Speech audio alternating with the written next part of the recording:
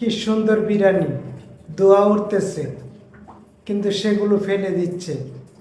কারণ কি জানেন, সেগুলো কিন্তু গরুর গোস্ত বা খাসির গোস্ত দিয়ে পাক করা হয় নাই, সেগুলো পাক করা হয়েছে কুকুরের মাংস দিয়ে, তাই সেগুলো ফেলে দেওয়া হচ্ছে।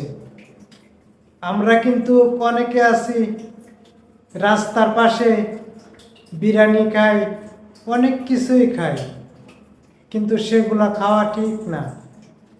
তাই সবাইকে বলবো, চেষ্টা করবেন রাস্তাঘাটে থেকে কোনো কিছু না খাওয়ার জন্য।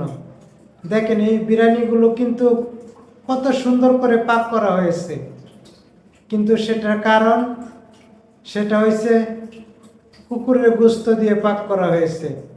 তাই প্রশাসনের লোক এসে সেগুলো বিরিয়ানি ফেলে দিচ্ছে। তাই সবাইকে বলবো, কখনো রাস্তার পাশে থেকে কোনো কিছু খাবেন না।